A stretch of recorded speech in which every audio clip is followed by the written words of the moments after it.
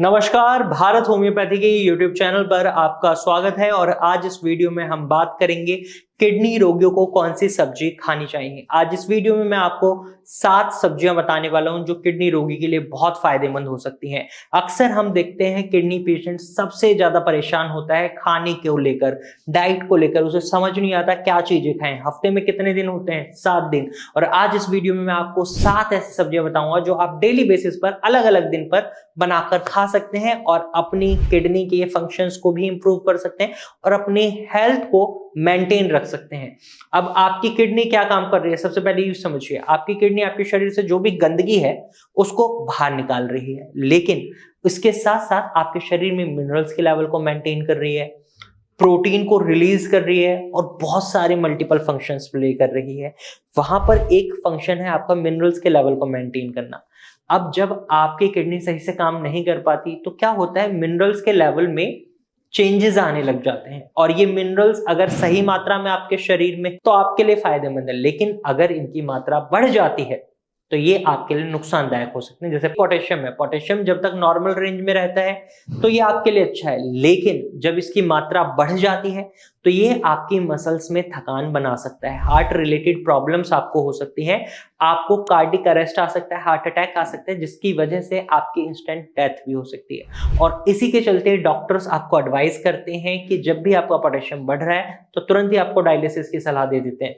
जहां पर आपका क्रिएटिनिन लेवल 2 है लेकिन पोटेशियम 7 क्रॉस कर गया है तो यहां पर आपको डायलिसिस एडवाइस कर दिया जाता है। रीजन बस यही होता है कि ये आपके मसल्स में थकान बनाता है। तो इसीलिए किडनी पेशेंट को प्रिकॉशन बेसिस पे लो पोटेशियम फ्रूट्स एंड वेजिटेबल खाने के लिए कहा जाता है। और आज इस वीडियो में हम बात कर रहे हैं सब्जियों की। तो सबसे पहली सब्जी है लौकी यानी घिया। घिया के अंदर आपको बहुत कम मात्रा में पोटेशियम मिलता है, सोडियम की मात्रा भी कम होती है, फाइबर बहुत अच्छी मात्रा में होता है और ये सब्जी हल्की और पचाने में बहुत आसान होती है।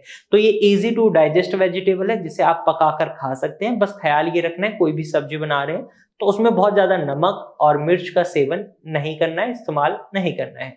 दूसरी सब्जी जो आप खा सकते हैं वो है आपकी तोरई। तोरई के अंदर भी आपको ये सारी प्रॉपर्टीज मिलती हैं, इजी टू डाइजेस्ट है, पोटेशियम की मात्रा बहुत कम है और उसे पचाने के लिए आपके पेट को, आपके डाइजेस्टिव सिस्टम को ज्यादा मेहनत नहीं करनी पड़ती, बहुत ही इजीली वो डाइजेस्ट हो जाती है। तो आप तोरई को अपनी डाइट में जरूर शामिल करें। तीसरी सब्जी जो आप अपनी डाइट में शामिल कर सकते हैं वो है परवल। परवल आपकी किडनी में जो भी विषाक्त पदार्थ होते हैं यानी टॉक्सिन्स होते हैं, वेस्ट मटेरियल होता है, उसको बाहर निकालने में यह मदद करता है और पूरे शरीर को ठंडक प्रदान करता है। तो ऐसे में परवल आपके लिए फायदेमंद है। चौथी सब्जी जो आप खा सकते हैं वो है खीरे की सब्जी। खीरे में पोटेशियम की मात्रा थोड़ी ज्यादा होती है लेकिन इसके अंदर पानी की मात्रा भी बहुत अच्छी होती है। अगर आपकी डाइट में पानी की अभी लिमिटेशन नहीं है तो आप खीरा खा सकते हैं, वरना आपको खीरे को अवॉइड ही करना है। और पोटेशियम लेवल बढ़ रहा है तो भी आपको खीरे को अवॉइड करना है। अब आप सोचेंगे 7 सब्जियों में एक खीरा तो ऐसी सब्जी बता दी जो हर पेशेंट नहीं खा सकता, तो घबराइए नहीं, ये मैंने एक कॉम्प्लीमेंट्री सब्जी बताई है। यानी अभी तक मैं आपको 3 सब्जी बता चुका हूं, घिया, तोरई, परवल। और चौथी सब्जी जो आप खा सकते हैं वो है गाजर। गाजर आपके शरीर से सभी टॉक्सिन्स को बाहर निकालने में मदद करती है। इसमें विटामिन ए भरपूर मात्रा में होता है जो आपके इम्यून सिस्टम को स्ट्रांग बनाता है और आपकी किडनी को हेल्दी बनाए रखने में मदद करता है। एंड फिफ्थ वेजिटेबल जो आप खा सकते हैं वो है मूली। मूली के अंदर भी आपको बहुत अच्छी मात्रा में फाइबर मिल रहा है और पोटेशियम की मात्रा बहुत कम होती है जो इसे आपके लिए बहुत अच्छा बना देती है और इजी टू डाइजेस्ट है। और इसके अंदर भी आपको विटामिन ए भरपूर मात्रा में मिलता है जो आपके इम्यून सिस्टम को स्ट्रांग बनाने में मदद करता है। अब छठी सब्जी है आपकी शिमला मिर्च। शिमला मिर्च के अंदर भी आपको बहुत अच्छी मात्रा में फाइबर मिल रहा है, इजी टू डाइजेस्ट है, पोटेशियम की मात्रा बहुत कम होती है और आपकी किडनी के अंदर जो भी गंदगी जमा हो चुकी है उसको साफ करने में भी ये काम करता है। तो छठी सब्जी आप शिमला मिर्च को अपनी डाइट में इंक्लूड कर सकते हैं। एंड 7th वेजिटेबल आपकी है टिंडा। टिंडा के अंदर भी आपको फाइबर मिलता है और इसके अंदर भी आपको इजी टू डाइजेस्ट प्रॉपर्टीज मिलती हैं। ये आपके इम्यून सिस्टम को भी स्ट्रांग बनाता है, किडनी के फंक्शंस को इंप्रूव करने में भी मदद करता है और किडनी पर कोई भी एक्स्ट्रा दबाव नहीं डालता। तो इन 7 सब्जियों को आप अपनी डाइट में इंक्लूड करें और अपनी किडनी को हैम्पर होने से बचाएं, उसके फंक्शंस को और ज्यादा खराब होने से बचाएं। अगर आप किसी भी तरीके की किडनी की प्रॉब्लम से सफर कर रहे हैं तो आप इन 7 सब्जियों को खा सकते हैं। इसके अलावा आपके मन में कोई सवाल है, आप जानना चाह रहे हैं कि ये सब्जी हम खा सकते हैं या नहीं, तो आप कमेंट सेक्शन में अपनी सब्जी का नाम लिख सकते हैं। हम आपको कमेंट में ही रिप्लाई कर देंगे कि आप इस सब्जी को खा सकते हैं या नहीं। हालांकि किडनी पेशेंट की डाइट उनकी रिपोर्ट्स पर वेरी करती है। अगर आपकी कंडीशन ऐसी है जहां आप लो पोटेशियम फेस कर रहे हैं तो वहां पे हाई पोटेशियम रिच वेजिटेबल्स भी आपको अलाउ कर दी जाती है, जैसे पालक, मेथी, बथुआ। लेकिन अगर आपकी कंडीशन ऐसी है जहां पोटेशियम बिल्कुल बॉर्डर लाइन पर है तो आप हाई पोटेशियम वेजिटेबल्स नहीं खा सकते, जो कि इन जनरली हर किडनी पेशेंट को मना होती हैं। जैसे पालक, मेथी, बथुआ, जो भी हरी पत्तेदार सब्जियां वो सारी मना होती हैं। खट्टी सब्जियां मना होती हैं, जैसे टमाटर है। और कार्बोहाइड्रेट रिच फूड्स जो जमीन के नीचे उगाई जाती हैं, वेजिटेबल जैसे आलू, जिमीकंद, शकरकंद, इस तरीके की सब्जियां मना होती हैं। जमीन के अंदर उगने वाली 3 सब्जियां आपको अलाउ हो जाती हैं, गाजर, मूली और प्याज। एक सब्जी और बता दी आपको, तो बहुत सारी सब्जियां हैं जो आप लोग खा सकते हैं। टेंशन नहीं लेनी है, आपको एक प्रॉपर ट्रीटमेंट लेना है और सही से अपनी डाइट को फॉलो करना है, तो डेफिनेटली आपके क्रिएटिनिन लेवल को बहुत इजीली मेंटेन करा जा सकता है, उसको कम किया जा सकता है। और भारत होम्योपैथी ने ऐसा कई बार किया है। आप हमारे पेशेंट से मिल सकते हैं। इसी वीडियो में मैं आपको भारत होम्योपैथी के एक पेशेंट से मिलवाता हूं जिनका क्रिएटिनिन लेवल अब कम हो रहा है और बहुत अच्छे रिजल्ट देखने को मिल रहे हैं। वो आपसे क्या बात कर रहे हैं, आपके लिए क्या चीजें बता रहे हैं, उसको पूरा देखिएगा ताकि आपको खुद समझ आए भारत होम्योपैथी की ट्रीटमेंट में ऐसा खास क्या है जिसके लिए हम आपको बोलते हैं कि एक बार यहां से ट्रीटमेंट जरूर लें।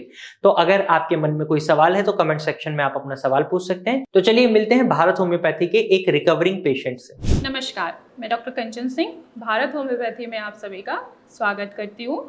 आज मैं आपको अपने एक और पेशेंट से मिलाने जा रही हूँ जिनको नेफ्रोटिक सिंड्रोम था। आज उनकी रिपोर्ट जो है बिल्कुल नॉर्मल आई है।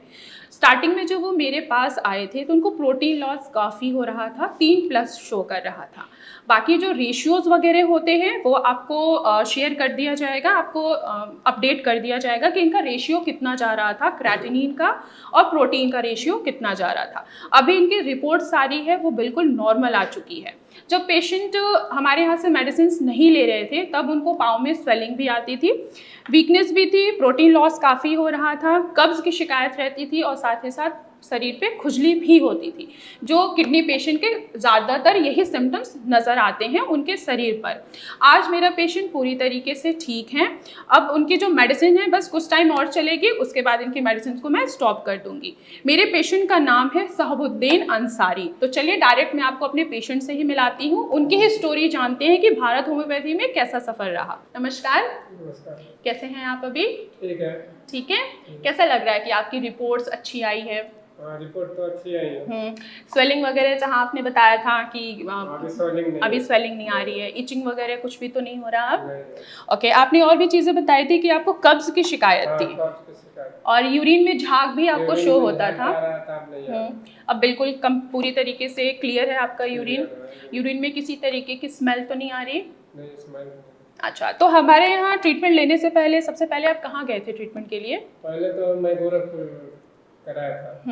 गोरखपुर में दिखाया था, उसके बाद गोरखपुर में 2 महीना दिखाया, उसके बाद डायरेक्ट एम्स में आ गए। ओके। तो क्या गोरखपुर में कोई रिजल्ट नहीं मिल रहा था आपको? गोरखपुर में पहले रिजल्ट मिला, पहला मंथ में कुछ आराम मिला, फिर दूसरा मंथ में फिर बढ़ गया प्रोटीन जो लॉस। अच्छा, प्रोटीन लॉस आपका फिर अगेन इंक्रीज हो गया। देन फिर आप कहाँ गए? तो फिर मतलब यहाँ डायरेक्ट एम्स में आया। तो एम्स में कैसा था आपका एक्सपीरियंस? कि आपको बियाप्सी कराना पड़ेगा, तो आप मतलब दिखा लो, चाहे दिखाना है।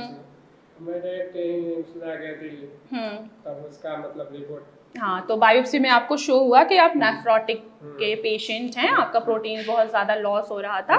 देन आपने हमारे यहाँ कैसे कांटेक्ट किया, कैसे पता लगा भारत होम्योपैथी के बारे में? यूट्यूब पर से किया था। अच्छा, यूट्यूब से पता लगा था। ओके। तो फिर आपने फर्दर क्या किया कि आपको मेडिसिन मिली? Online medicine. पहले आपने ऑनलाइन मेडिसिन ली। ओके। देन आप दोबारा विजिट किए सीधे मुझसे, आपने मुझसे मुलाकात की फिर। ओके, मैंने आपको मेडिसिन दिया तो आपने 1 महीने में आपने काफ़ी चेंजेस देखा कि जहाँ आपको +3 प्रोटीन लॉस हो रहा था वहाँ पे +2 हो गया था।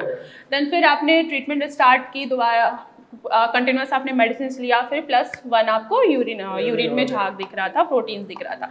अभी जो आपकी रिपोर्ट्स आ रही है पूरी तरीके से क्लियर है, ठीक है, सारी चीज़ें आपकी क्योर हो चुकी हैं, बस एक चीज़ रह गई है आपकी, वो भी मैं पूरी तरीके से क्योर कर दूंगी। ठीक है, बाकी आप बाकी पेशेंट्स को कुछ कहना चाहते हैं जो बिल्कुल निराश हो जाते हैं कि किडनी का बिल्कुल ट्रीटमेंट ही नहीं है? हम तो यही कहेंगे कि मतलब भारत होम्योपैथिक अच्छा है, इसमें एक बार ट्रीटमेंट लेना चाहिए भारत होम्योपैथिक से। ओके, मैंने आपको ट्रीटमेंट के दौरान कुछ डाइट फॉलो करने के लिए बोला था। हाँ, डाइट तो फॉलो कर रहा हूँ। क्या क्या आप ले रहे थे ड्यूरिंग ट्रीटमेंट? अभी ले रहे थे मतलब वही है परवल, लौकी और करेला। ओके, और एक चीज और सब्जी है, लौकी, घिया, तोरी। तोरी। हाँ, ये सारी चीज़ें मैंने आपको बोली थी खाने के लिए। आपको मैंने अपने ट्रीटमेंट के साथ एक डाइट चार्ट भी प्रोवाइड किया था, क्या सेम वही डाइट चार्ट आपने फॉलो किया? फॉलो किया था। ओके, तो अभी आप कैसा महसूस कर रहे हैं? अभी तो अच्छा महसूस कर रहे हैं। तो आप सभी लोगों ने देखा कि कैसे मेरे पेशेंट ने नेफ्रोटिक सिंड्रोम से अपने आप को क्योर कराया, वो भी भारत होम्योपैथी से। होम्योपैथी मेडिसिन बहुत ही अच्छा काम करती हैं अगर आप कस्टमाइज मेडिसिन लेते हैं। इसका रिजल्ट आपके सामने ही है। पेशेंट आज बहुत ही खुश है कि हाँ, उसका जो नेफ्रोटिक सिंड्रोम है, जो उनको प्रोटीन लॉस हो रहा था, आज पूरी तरीके से क्योर हो चुका है। तो आपने देखा कैसे भारत होम्योपैथी से ट्रीटमेंट लेने के बाद हमारे पेशेंट कितना पॉजिटिव फीडबैक दे रहे हैं। तो आप भी अगर इस प्रॉब्लम से सफर कर रहे हैं तो आप भी हमारे डॉक्टर से कांटेक्ट कर सकते हैं। आज की वीडियो में सिर्फ इतना ही, फिर मिलेंगे एक नई वीडियो के साथ, तब तक के लिए धन्यवाद।